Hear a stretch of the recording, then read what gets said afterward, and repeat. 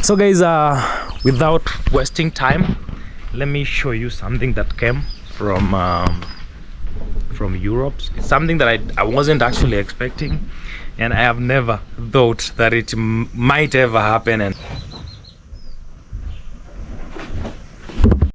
good morning guys from this end of Kenya. This is Royal Kim, and the Kim is KHWM. Guys, I'm so much happy to be here today. Oh, that's my chicken. Anyway, it's very early in the morning here actually, and another new day and a lot of good news and sad news, especially for those who have been watching the news. You know what is happening, especially for those who are in Kenya, maybe those that follow Kenyan news. My God, my country. There's been a fight between the citizens and the government, the people and the police. That is too bad, man. I mean, I love every part of Kenya, government, the citizens, the police force, you know, because they are still one of us. But I just don't know why someone just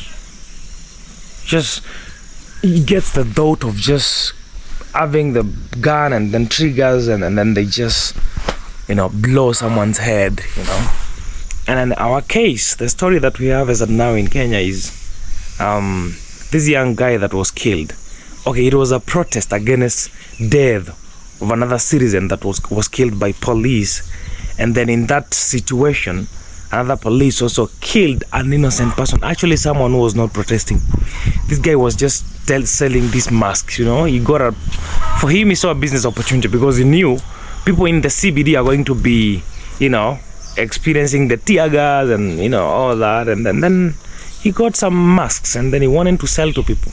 And then he was actually on the side of a certain lane, and he was just actually on the side to let the police pass, and he actually even surrendered without even anything. I can't imagine we have got to this point in Africa whereby we have to surrender to our own African people. I don't know where we are headed. For a long time we've been hearing stories and watching stories in the movies because of our fellow African Americans, what they experience out there, you know, because of being black and what is associated with being black. And then now it's actually coming home, you know. It's not out there anymore. It's now in the motherland and in one of the most famous countries in Africa, Kenya. You know, our leaders don't say anything. They don't say anything. You know, you'll just see. They'll just start doing press releases and statements for the sake of just protecting their reputation and the fact that they are leaders. But they will never do anything. Oh, I miss a president called Magufuli in Tanzania. I think Magufuli is our today's Burkina Faso's Taure, because oh my God, Magufuli changed a lot of things. He really cared for the citizens, and he had a lot of fights with the superpowers because what happens in Africa, guys, let me tell you the truth, you know. I know I'm not in a position to give such information, but honestly, Africa is very beautiful. We're just failing on one thing called leadership. You know, when you hear us celebrating independence, it's just the space that we were given. You see how someone is given space in relationship? There is nothing like independence that we gained here in Africa, honestly. Nothing like independence. You know, it was just too much chaos, and the colonizers just left us to have our space. But now they went behind the curtain to now lead seriously. Do you know, let me give you an example of a choir master, or maybe a team captain, you know, like these famous soccer football clubs. The captains are always at the bench seated, but they always see the game more deeply than even the players. So we have the referees, that is our presidents. We have the players, that is the citizens, and all the task forces and everything. But we have the captains, you know. We have the coaches at the bench. That is still our colonizers. Because would you believe if I told you that in Kenya there are places that are fully controlled by our former colonizers. There are places, go to Nanyuki, places that an African can't go past, and it's your African land. Oh my God, guys, I think our governments are failing us. We only have one functional government in Africa now, the Burkina Faso's government. Honestly, Africa should have done that long time ago. That is the only government that is functioning. And I always see, by the way, there are opportunities that if you don't agree with the superpowers leaders' terms, there are opportunities that your people and your country doesn't have access to. Well, it had the cases of African countries being banned from entering US and stuff, and it's going to those are like the rights restrictions. It's like you're being told, if you can't follow these guidelines, then you won't have these and you won't get these. I don't know, guys. I don't know where we're headed to. I'm so much happy the fact that Africans are able to access the other parts of the world. But man, honestly, we're just growing third world countries, underdeveloped. And man, I know, let me tell you honestly, I know we should not be talking about this, but let me tell you, our leaders, honestly, sometimes it's not because they want to do that. It's not because they want actually to do that, to just be careless.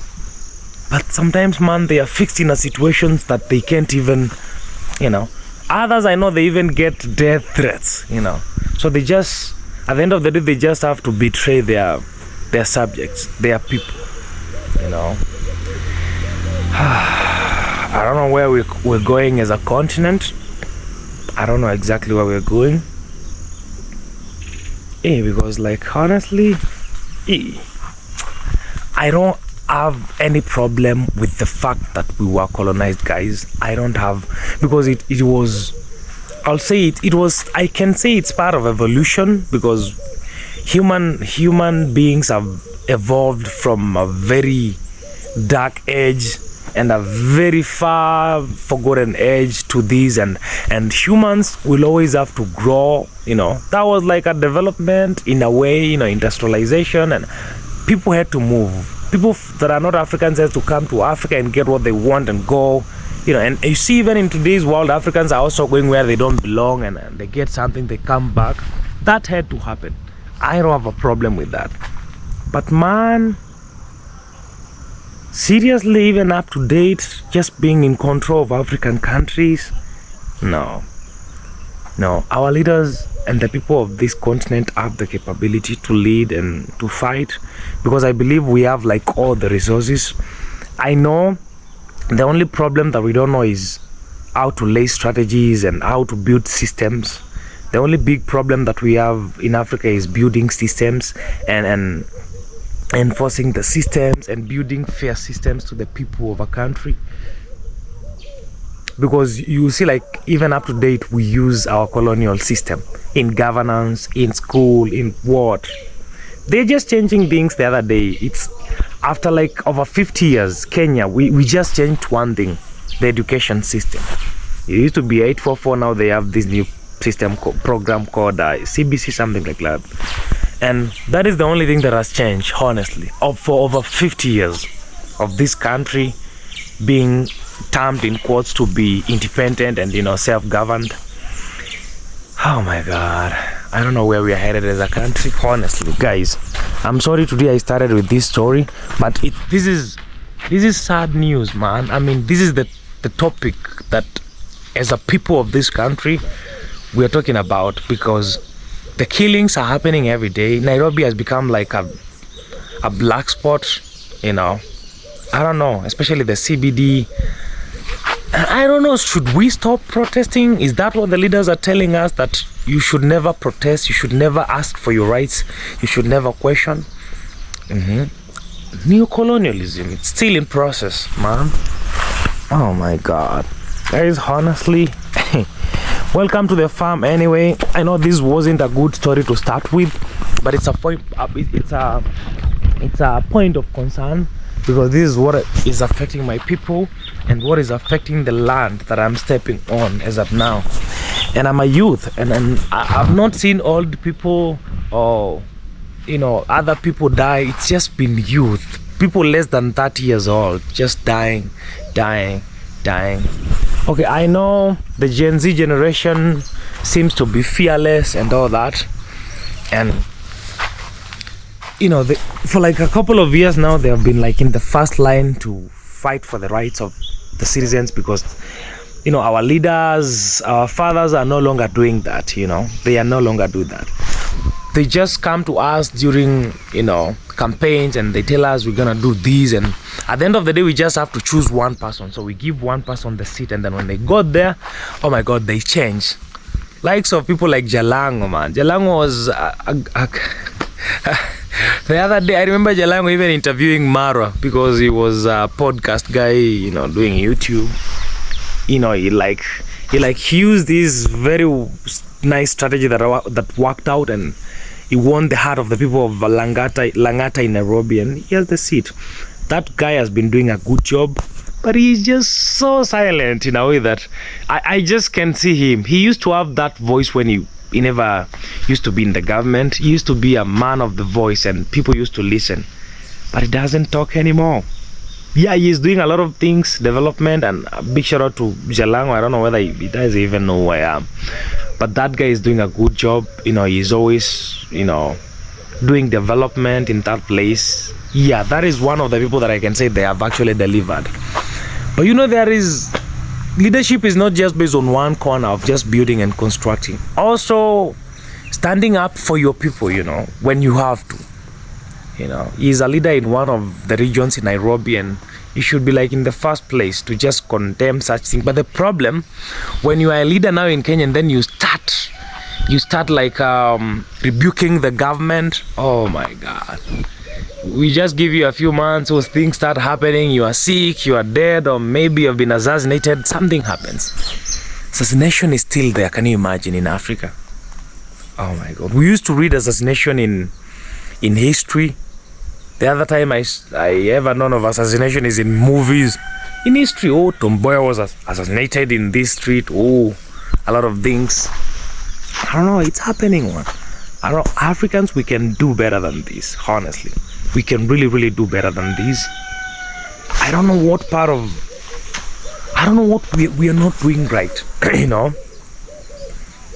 don't know what we are not doing right. We have all the resources.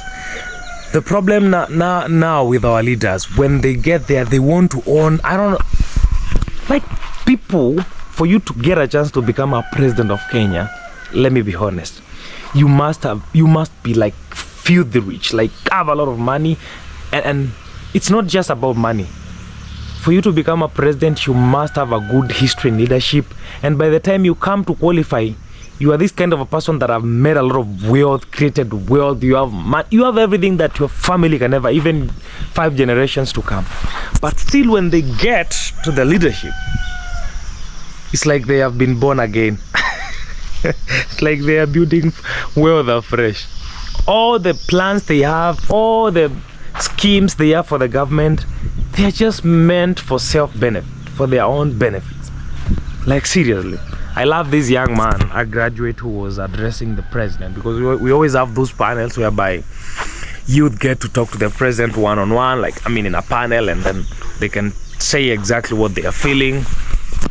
And then this young man was asking the president, because the president started this scheme of affordable housing. We even have some affordable houses in somewhere in Mabera. I think there is one day I was vlogging, and then I captured, I don't know whether I've ever attached it to my video. Now these houses, they belong to the government, so you list them. I think it's leasing, but I'm sure you will never get to own them, but they will belong to the government forever. It's okay, there is no problem with that. But the young men were asking, and then the president was saying, so when we start building those houses, you get a chance to get some jobs in building, construction. Like seriously. So the graduate was asking the president, like seriously, sir, all those years in the university trying to get skills in 1, 2, 3 things, and then now you tell me that you have created me a job to go and do mujengo. Mujengo is construction. Lift blocks, be a handman, be a mason. Like seriously, he's actually creating jobs for masons, not for. So the young man wanted to know whether there is another plan for the graduates, because that is a plan for a few engineers, because that project around Kenya could only be done by less than 100 engineers, you know. And then the other people are just locals, mason, and people that maybe never went to school. What about the people that went to school? Is the government planning to do something in industrialization, in tech industry? Because I can tell you, we have a young Kenyan that is just naturally talented in the world of tech. I know him and I've been following him. He's called Morris. He has this company called Numeral IoT. He does mobile phones, accessories, like vehicle speed governance, a lot of tech devices that he does, even chargers, and he has been working with influencers here and there. But I remember it's one time I saw this government leader go and visit his place, the place of work, because he has a very well set up I'll say is it a farm, something like that, yeah, like where he and he went to China, got some equipment. Now he can make all those stuff in Kenya. Government should be supporting such things, financing such things, you know, but doesn't. No, Morris, a young Kenyan, is maybe he has created the job opportunities for like 20 people, you know. If the government comes in and supports like 50 Morris in different areas, then you create job for almost over 100,000 young Kenyans, and that is something. I know housing is a problem that needs to be solved everywhere in the world, but man, Kenyans have their land. They have their. We don't lease. We own our land. You know, in Africa we own our land. So that the idea of the government solving housing problem is trying to get Kenyan land from, you know, their hands and their ownership, and then making it a government land. And that is, if they want to pass through that path to change Africa, it's going to take a lot of time, you know. There are things that they can do quickly and change Africa, you know. I don't know, like honestly, I don't know who advises the government leaders.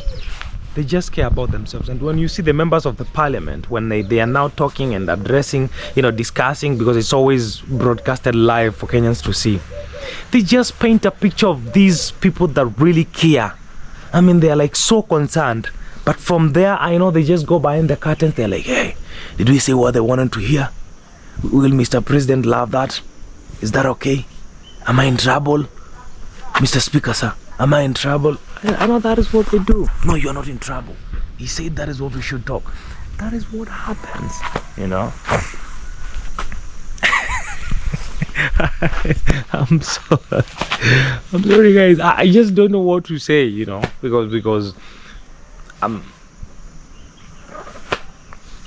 a speaker online. I speak online, I speak to the world online, and the people of Kenya would love me to say something about what is affecting us. And this is what I could say, you know. Personally, I'm deep in the village, you know, far from civilization. But I'll say, let me also address the people in Nairobi, my fellow youth that always watch me, and just spread this news to the other people, you know. When you see your fellow friends, just tell them this. I know we are so ignited in mobilizing one another to, you know, protest. But let me tell you guys, we're going to lose more and more of us if we continue doing this. You know, there are things we can do apart from fighting with this government, because at the end of the day, it's not going to be worth it. We have seen people die. We have lost many. Now we are not fighting the colonizers. We are fighting with our own people, our leaders that know us in and out, that know what we want to hear, that know our problems, that know exactly what we deserve. And this is going to be tough. It was easy maybe fighting with the colonizers because this is not their home, and maybe they feel that, you know, at the end of the day, naturally, you know, spiritually, they got convinced to just let us be, though they didn't do it 100%. But this war amongst us as Africans, as citizens of our country and the leaders, this will never end. You know, just one side has just to choose to just let it go, you know. One side has to choose, because we're just going to kill each other for years and years, decades and decades, and life has better things to offer than just fighting the government. We have a system that is running, okay.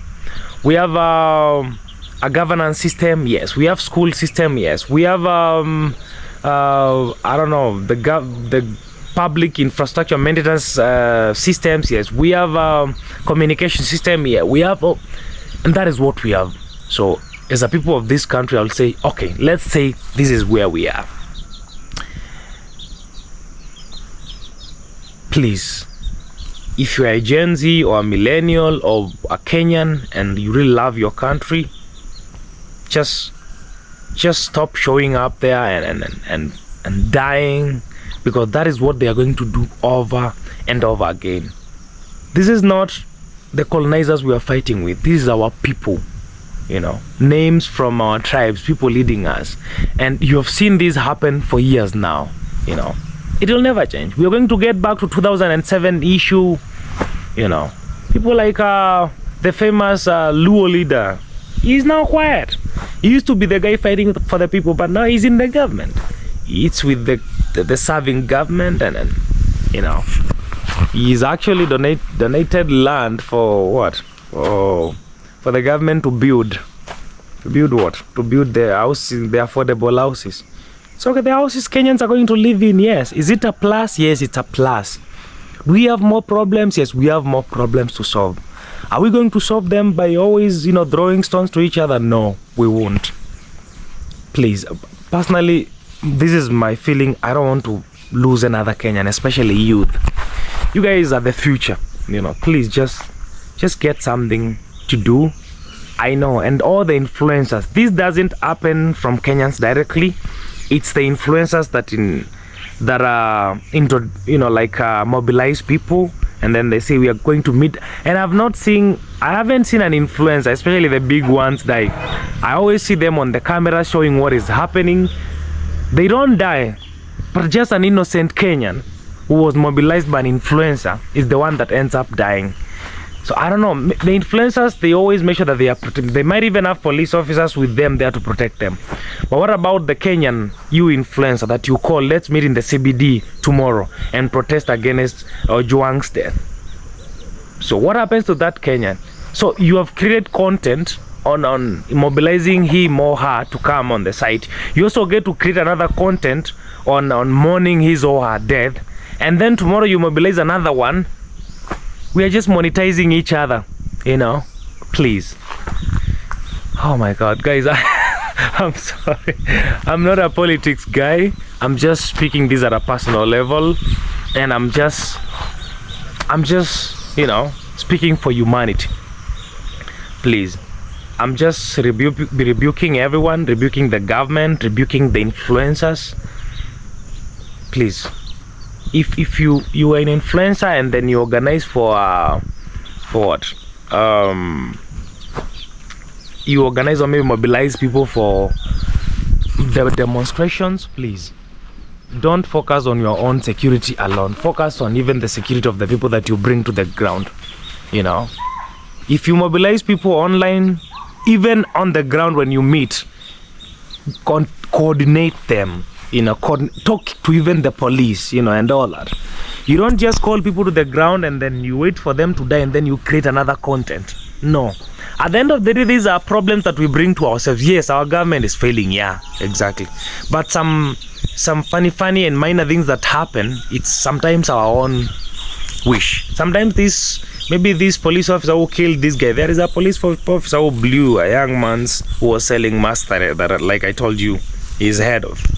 Maybe that guy, maybe that police officer actually from the other corner, maybe he was almost killed, you know. Maybe he was almost killed by the mob, and then he just got this chance, and maybe he got, you know, I don't know.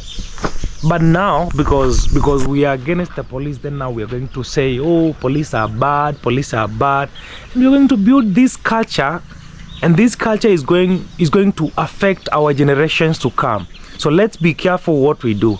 I know the influencers now, when you go to Instagram, if you are Kenyan now, you'll see They are all, it's not even the government now, it's the police. Now the fight is against the police. And the police, maybe you never go to see his side of the story, you know.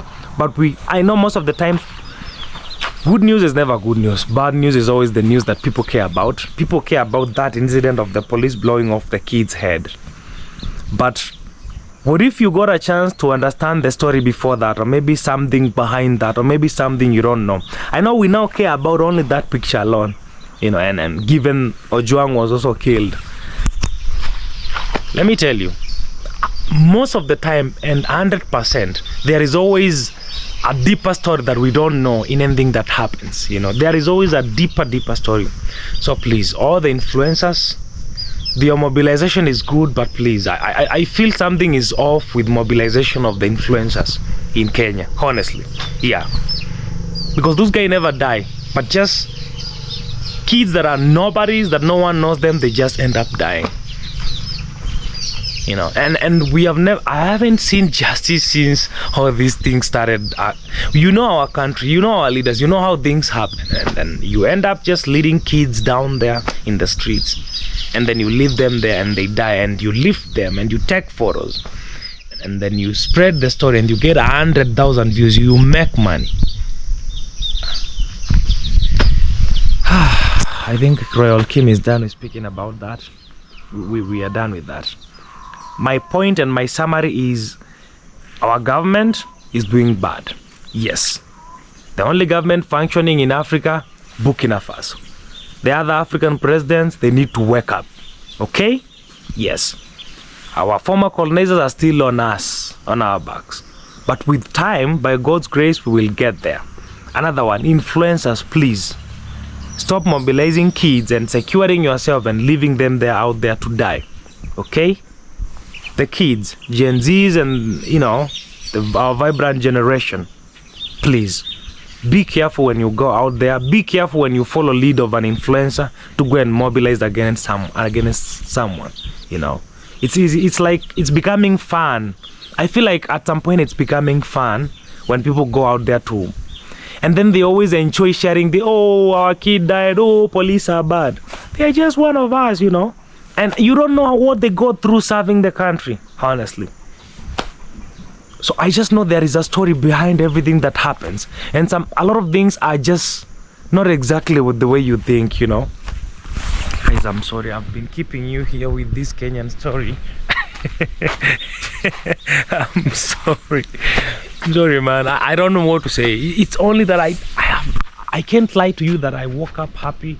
Or maybe I woke up doing something in the farm, or maybe I woke up building, or I woke up planning this. I slept with this news. I woke up with this news. The last couple of days, these are the news. This is what affecting us, the people of Kenya. So please, the people out there, pray for us. Our people in Europe, in America, in Asia, UK, please guys, pray for us. Africa, we need your prayers, because we are all one race, human race. It's not easy here. We are trying to grow from underdeveloped countries to become better, but I think we are just killing ourselves, you know. Because everything that is happening, it's our fault, you know. It's our fault. People are just being careless. Understand? I don't know, man. Anthony, what do you think? Anthony, what do you think Nairobi should do, you know? Mr. Anton Mulama, tell me. I don't know what we should do. My people, Nimrod, my people in Nairobi. Anyway. Okay. Let's just breathe in and out. Breathe in and out, and that story is done. And may God help Africa, and may God help us as the people of Earth. Yes. The human race. Guys, I'm happy about my place.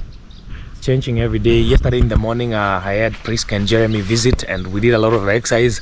I was almost dying actually, but I even told Jeremy yesterday, bro, tomorrow in the morning, I don't know whether I can do that. Maybe.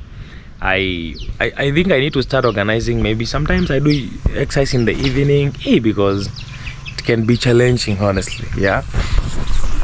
So even these tires here, Remember we were putting them in those flowers. I want to do something different around the flowers. These were the ones that we are using for the exercise, and they are going to be used for exercise more and more, you know. Yes. Poa sana. Bana nafanya kazi, nafanya video. Si unasikia nimeshika kamera. Lakini ni sawa, acha tuongee tu.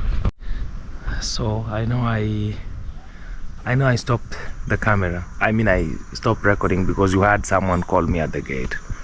This is early in the morning, guys. It's just some minutes past 7. And life is not easy, you know.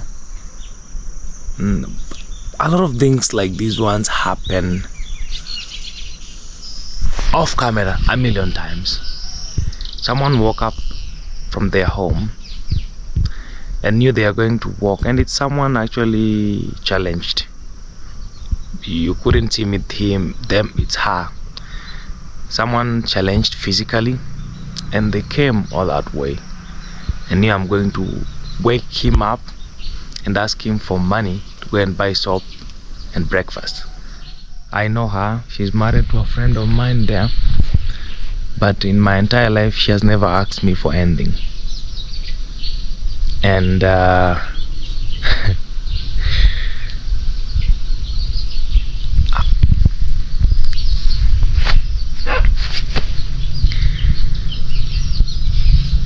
my God, life is not easy. In a position where we are, like for example in this situation, in this community that I am, and holding this camera this way, the same people that believe that we worship the devil because we get money through holding a camera, they also believe that we are the people that can help. And you have to be strong to listen to them call you a devil worshiper, and then tomorrow in the morning they come and ask you for money to get soap. And there are some that who are so used to coming to my door every time, and then it came to a point I told them no, please, that is enough.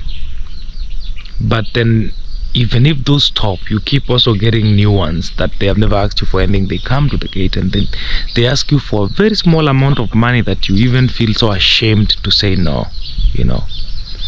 So I'm saying we still have more problems as a country to handle. So Kenyans and the people of the world, let's protect one another, you know. Yeah, I gave to her, you know, but she doesn't even have an idea. Maybe I gave her the money that I had for my own breakfast, but for her, in her mind, she believes that Kim is rich and Kim has money, you know.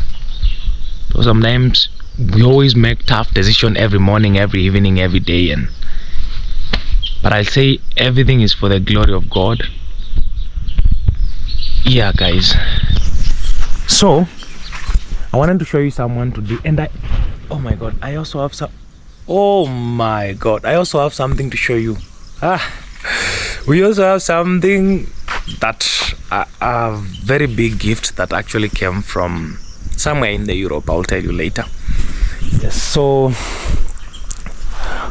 you know, guys, we have known this person for the long time, Jen N. For those who have been in this channel for the longest time ever, remember Jen N. And for the first time, at least, Jen N appeared in Nyaboance's cameras, you know. So for those who watched Rosio's video when she got to London, when she said my first impression of London, remember the lady from Kenya who took her, and the one that was driving her to our hotel room, that was Jen N. So yesterday I was talking to Jen N, and then I was so happy, you know, watching her get interviewed by Rosio, answer questions, and wow, she was a natural in that. So that is how we will keep knowing one another, you know. For now, you know Jen. So if you didn't watch that video, go and watch Rosio's video when she got to London, and you see the lady that received her at the airport with the Mitoto Maisha. Yes, it was Jenen. Jenen is my family from Ukambani. We come from the same place.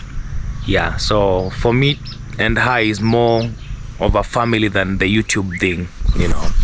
And I was so happy to see her with Rocio, you know. So a big shout out to you, Jenen. And you did a good interview there. You are a natural, you know. She was answering all those questions. Yes. Anyway, so the next time maybe we are going to see who. The next time maybe we are going to see Foskai or Fatma. But I guess it's Foskai that we're going to see the next time. Anyway, hey. So guys, without wasting time, let me show you something that came from Europe. It's something that I wasn't actually expecting, and I have never thought that it might ever happen, and it was actually a surprise. Some surprises you don't just like, they just hit you like so smoothly, but that one, oh my god, I was like, really? Like, no, I at first I said no, please. I told the person that was giving me, no, please, just no, stop joking with me. And it's yours. I'm like, no, you know. Let me show you, or maybe let me bring it here.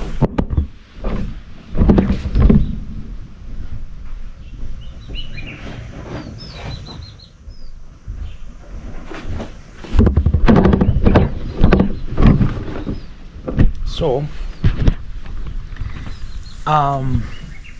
our cabin is growing every day, and we do a lot of things, work on the compound, do a lot of things, and Kim has a very supportive family for a year plus now that I've been standing with him. Sometimes when I can't do things, guys, you come through for me. Sometimes when I can, I do, you know. And I've had a lot of people give me gifts, a lot of people support me, pray for me, watch my videos, comment over and over again. And there is this one person that I have known for the longest time ever, even before I met her daughter, Efasi Lipenga. And I knew her, and every time I could see her comment, because she used to be that person that she couldn't be maybe in the premiere, but she would watch the video later and then you see the comment. And every time I could see her comment, you know, I could feel something. I could feel, yo man, that is so real, that is so serious, you know. Until when Tony came in the village, and then I met Tony, and then when I heard the name Lipenga, I was like, yeah, I know Lipenga, I know Efasi, you know. Yeah, so Efasi sent us a gift, something that she took a lot of time to notice, because it's a small farm and a lot of things, but she chose to get this one thing that is very vital. Number one, for my health. Number two, for a cabin kitchen furnishing. And it's something also expensive to get. So we have a lot of types of these, but this is one of the most expensive blenders that you can get. Like, honestly, you all know that. It's like 3-in-1. And I remember there is a time I tried, when we got the power in the solars, I tried going to check the blenders. I said, nah. According to how I see, I think this is, I'm gonna forward it, I'll do. And I think I even mentioned in my video saying, we'll be making juices here and stuff. Yeah, so when we went yesterday with Tony, I thought we were going to pick her things like we always do. You know, I always have to go with Tony, guys, because of Kiswahili. She doesn't know Kiswahili. So I have to go with her when she's going out to make sure that if anyone doesn't know English, I'm there. By the way, for those who have never understood why you always see me maybe in Tony's video up and down with her, it's because of that. You know, I know some people always have their own assumptions, but Tony is my good sister that I really respect. I know she did something in the farm, and I know other people can let me actually show you before we open this. Some other people can translate it into something else. I know people. I know people, but for us, this is like a professional point of view. Tony did this for her community, her YouTube community. This is her channel name, Tony Lipenga's Flower Mark. These flowers are not just for Tony and Kim. They are Tony. They are for Tony's YouTube community and for memories, so that when you guys watch my vlogs, you can always say, hey, that is our spot. You know, all the subscribers that come from Tony's channel. Yes, so This is Ephasis Lipenga gift. I know you know her to be someone silent. She doesn't talk a lot most of the times, and yeah, so this is the gift that she sent us, and I want to say thank you so much, Ephasis. I feel blessed and I feel thankful.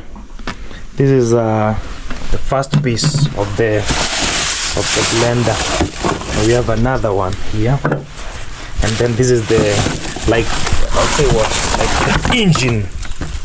Is it the engine, or do we say? Yes, that's the box. Like the engine. It's this brand called Unix, and we have this first segment that you can chop. See, like the chopper, it's looking so sharp. I chop a lot of things. I don't know what, honestly, I don't have experience with doing a lot of things in cooking. Although I went to a cooking school, but this is what we have. We have part 1, part 2, and part 3. We can make juices. We can make like things like, I remember in school there is something we called a puree, like tomato puree. We have spinach puree. You can, you know, make tomato into this thick liquid form. Yes. Then we also have another small one to chop other stuff. I'll do my research and know how they work. So today when I go out, let me tell you, this is when you go to the other side of Tanzania, when you cross the border, fruits are always so affordable. So now I'm not going to struggle with things like sodas, though we had stopped taking sodas with actually Tony, and we don't do sodas anymore. So I'm going to completely stop that. So when I go out, I just come with fruits. Our solar and our battery is very powerful. I blend some juice. I can take it for like 2 days or 1 day. Yeah. So that is a very big plus to the farm, because this is going to take care of my diet and my health, and when I have guests coming, I can always make them some juice. So that is what we'll always remember Ephasis Lipenga with, and may God bless you wherever you are. I know it was a sacrifice to make this happen, honestly, guys, and I always tell the people this, and we always talk this with even Uncle Luciano. I know all of you know that Uncle Luciano is supporting me with a lot of things here and there. But there are some things I always tell Uncle, no, there is no need of doing this, that let's do this, because at the end of the day, people are making sacrifice. There is no one that is as money equal to sand, like in the river. No, like no one has money to waste. People have future plans, they have budgets, they have families, and when someone that is not from your blood chooses to stand with you, it means that they really care about your journey, they really care about your life, and they just want to invest in that good life of yours and the future of yours. You know, for for anyone might think this one is a normal thing, but for me this is an investment that Ephasis that has invested in me. So what do I have to do in return is just promise to her, because I can't pay her. She's someone that is way doing better than me, and she's like a mom to me. So all I can do is promise her spirit, her heart, that I'm going to work hard. I'm going to make this worth it, you know, because that is what you guys wish for me. You just wish me to succeed, and I know that, and I'm going to work hard, guys. Like I told you, every year is going to be different for us. Every single year in this community, you're going to see a lot of improvement. And for those who are going to stick here for like around 5 years, the 5th year, you will call people, tell them, come, please, come and witness. Just come and witness. Because guys, I'm planning to revenge for all the struggles that I've went through. I'm planning to revenge by working hard. You know, revenge by working hard. Yes. So thank you so much, Mom Ephasis Lipenga, for the gift. This is going to be forever in the cabin, and even in those times to come when we are leaving the cabin for booking, people are going to be coming here and booking the cabin, and they'll be making themselves the blender, themselves some juice with this blender. This is an investment you did in my life. If it was a business agreement, I would give you some shares. You know, yeah. So, but thank you, and thank you to every other Ephasis out there, Uncle Luciano, Laisa Lewatu, Jen N, Foskai, and all the other big names, Sharpening Iron, and my brothers and friends from Nairobi. Anthony, a very big supporter of mine, you know, he's always careful with what I'm doing. Pauline Thomas, oh my god, RCM, I remember you. A lot of names that I don't know. My friend from South Africa, Tidish, oh my god, I don't know. A lot of my comment section gang, comment section gang, oh my god, I love you guys. Bernard Trails, and my brother, big shout out to my brother Nyakundi Imitator, you know, he's a content creator. Please, when you see that name on our comment section, always support that young brother. Yes, so I don't know, at this point I'll just say thank you for everything. All I promise you guys, I know my life as at now, I'm a young man who is just trying to make things happen, a young man who has had a failed life before, a young man who has been struggling, but that history is going to be erased because I'm going to put in the work and I'm going to make us proud. You know, one day, a few years to come, you won't be remembering all the struggles of the stories that I've been giving, because you'll have like years of success and glory of God, and you know, and even that time when it comes to Kim having a family or maybe getting married and all that, I'll also make you proud in that, you know. I was telling a friend of mine yesterday, for me it's gonna take some years. Yeah, I know, you know, Kim is single, but for me, I'm even telling God, I want, just give me like 2 years, because there are things that I feel like I have not fixed well in my life. There are things that I want to fix, and in this life as a youth, there is two things. There is life, in bracket maybe money or purpose or destiny, and there is girls. And those two things, they have the attention is always like equal, you know. For someone like me doing what I'm doing, if I mistake, especially the job that I do, if it was like a corporate world and I'm just employed, yeah, I could just try relationships here and there. But the job that I do, guys, if I happen to concentrate a little bit in relationships that are not meaningful in any way, I just lose the energy and I just lose the focus on this job that I'm doing. So I'm just requesting you guys to pray for me. I only need like 2 years, this year and next year, you know. I just need that. Just pray for me. And if God can bring the girlfriend within those 2 years, or maybe in the second year before it ends, that one will be fine. But as at now, no. As at now, I don't want at this point, because there are things. I was talking with Uncle Luciano yesterday. I told you I talk with Uncle a lot of things, and we were discussing, and then I was telling Uncle Luciano, honestly, I think that I can't handle a girlfriend right now. You know, but I want like 2 years. Not that I can't. I can actually have a girlfriend and give them the best relationship ever. But I just feel like what I want to do will need 100% of my attention, you know. Yes. Do I get time for friends? Yes. Do I show love to my friends? Yes. I even show my friends love that is equal to the love that I can even show to my girlfriend. But the good thing is, because it's at least not quoted a relationship, yeah. So I want you guys to pray for me about that, so that in those 2 years time, God can just do like God, yeah. And also the main thing, that I achieve what I want to achieve. I won't say now, but you will see the things that we're going to be doing, things that are beyond the cabin and the farm. Yes, I'm still even going to go back to school. I know I've never told you that, but I'm gonna go back to school for some things. For something, not some things, for something that I'll tell you later. Anyway, guys, I want to say thank you for the gift. Say thank you to Mom Empathy, and I want to also say thank you to all of you for always watching my videos and supporting. Let's pray for Africa. Let's pray for Kenya. Let's pray for our planet Kenya. And a big shout out to you all. I love you so much, and I'll see you in the next one.